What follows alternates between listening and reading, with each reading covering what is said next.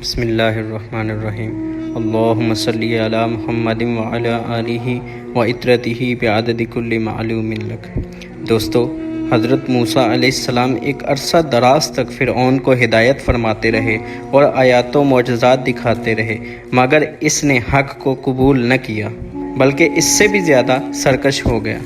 اور بنی اسرائیل نے چونکہ اس کی خدائی کو تسلیم نہیں کیا تھا، اس لیے اس نے بنی اسرائیل کے لوگوں پر اور بھی زیادہ ظلم و ستم کا نشانہ بنانا شروع کر دیا۔ اسی دوران حضرت موسیٰ علیہ السلام پر رب کائنات کی طرف سے وحی اتری کہ آپ اپنی قوم بنی اسرائیل کو اپنے ساتھ لے کر رات میں مصر سے ہجرت کر جائیں۔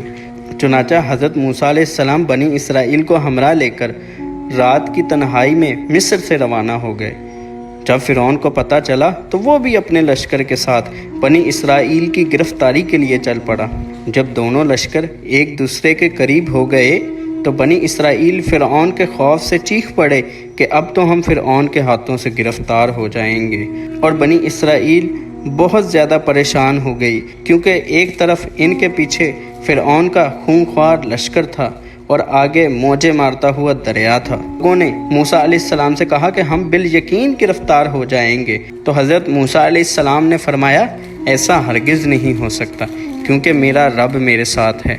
اور وہ عن قریب مجھے اس سے نکلنے کا رستہ بتائے گا۔ جب موسیٰ علیہ السلام بنی اسرائیل کے ساتھ دریا کے پاس پہنچ گئے تو اللہ تعالیٰ نے حضرت موسیٰ علیہ السلام کو فرمایا کہ تم اپنی لاٹھی دریا پر مار دو۔ چنانچہ جو ہی آپ نے اپنی لاٹھی دریا پر ماری تو فوراً ہی اس میں سے 12 راستے بن گئے، اور بنی اسرائیل ان راستوں پر چل کر سلامتی کے ساتھ دریا سے پار نکل گئے۔ فرعون جب دریا کے قریب پہنچا اور اس نے دریا میں موجود راستوں کو دیکھا تو وہ بھی اپنے لشکر کے ساتھ ان راستوں پر چل پڑا، مگر جب فرعون اور اس کا لشکر